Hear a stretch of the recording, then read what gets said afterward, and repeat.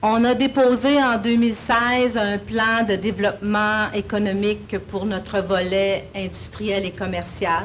Donc, on a débuté l'année dernière par un incubateur, par les travaux du parc Sud-Ouest, et c'est dans la foulée de poursuivre notre développement industriel pour attirer des entreprises chez nous. Au niveau commercial, avec le pont Eugène Boisvert, on a aménagé un petit peu une partie du centre-ville. On veut poursuivre avec les commerçants un plan pour développer le volet commercial. On a aussi travaillé en cours d'année notre plan stratégique de développement durable en lien avec le volet là, de toutes nos infrastructures, mais de tout le volet, voyons, je cherche mon mot, puis je n'arrive pas à le trouver, là, mais au niveau de nos projets pour avoir un mieux-être dans notre municipalité au niveau écologique. Donc, le plan va se terminer bientôt et c'est sûr que découlera de ce plan-là des actions qu'on veut mettre en œuvre. Et évidemment, on sait que nos infrastructures sont vieillissantes, qu'il faut mettre des sous pour les entretenir, les changer. Mais, chose est certaine, ce qu'on s'est dit, c'est qu'on ne fera pas de gros travaux. On en a eu beaucoup l'été dernier, l'automne dernier, mais qu'on ne se lancera pas dans des grands travaux sans être assuré d'avoir une subvention pour supporter ces travaux-là. Donc, et évidemment, on a une dette actuelle. Et notre objectif n'était pas justement de partir à faire des travaux qui nécessiteraient des emprunts supplémentaires, mais plus de stabiliser la dette pour éventuellement qu'elle suive notre développement, mais de façon plus modérée. Donc, ça a été nos bases pour travailler le budget 2018. Et c'est sûr qu'avec ces conditions-là, ça a demandé à nos directeurs de services, sous l'œil de M. Lalonde, un travail colossal. Plusieurs ont mis des projets qui tenaient à cœur sur la voie d'accotement pour s'assurer qu'on termine ce qu'on a en cours et puis qu'on soit mieux positionné là, pour la suite de développement.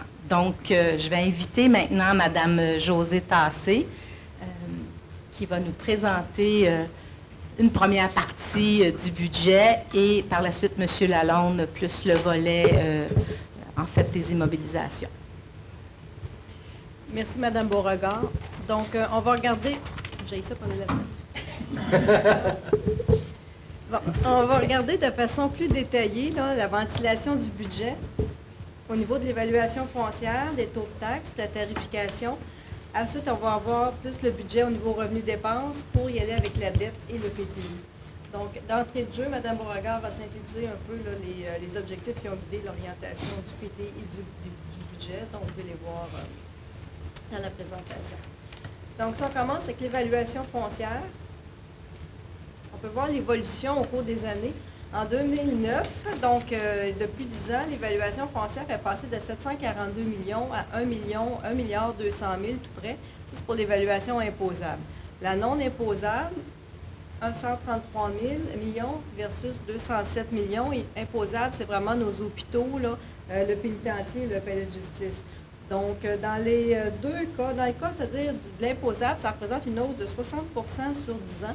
Et dans le cas du non imposable, c'est 55 sur 10 ans. Et également, je fais signaler que le non imposable est quand même c'est quand même une part importante de notre budget puisque ça représente plus ou moins 17 %. Le budget,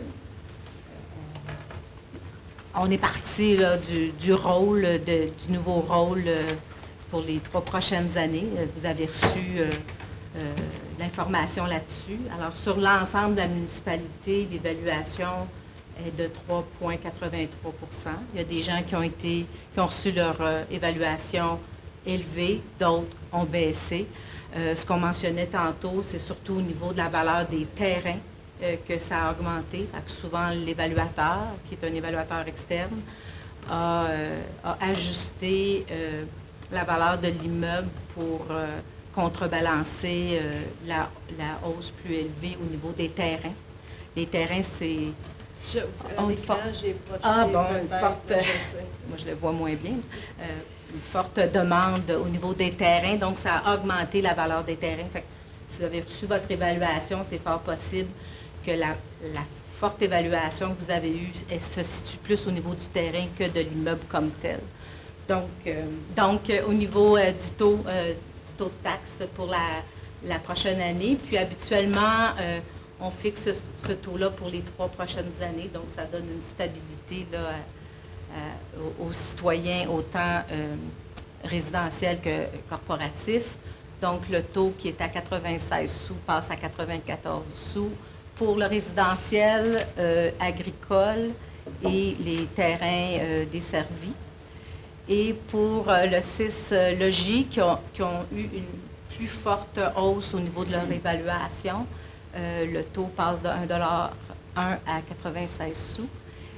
Et pour le volet non résidentiel, qui passe de 2,40 à 2,35 et l'industriel passe de 2,60 à 2,40, même si le volet industriel a eu une légère baisse au niveau de l'évaluation, on baisse quand même le taux pour demeurer concurrentiel sur le marché pour attirer des nouveaux investisseurs chez nous. Mais en même temps, nos propriétaires, nos industriels actuels peuvent permettre avec cet allègement-là d'investir dans leur infrastructure aussi et développer leur organisation. Donc,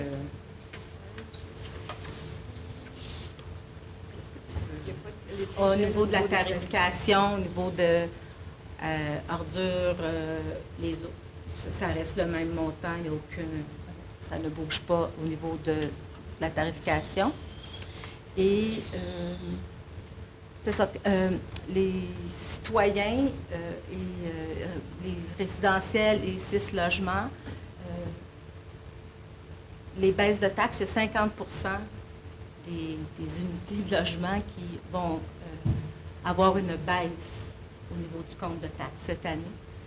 Et certains vont avoir une hausse entre 0 et 100 $ à 34 %. Fait que c'est quand même là, 84 % des comptes de taxes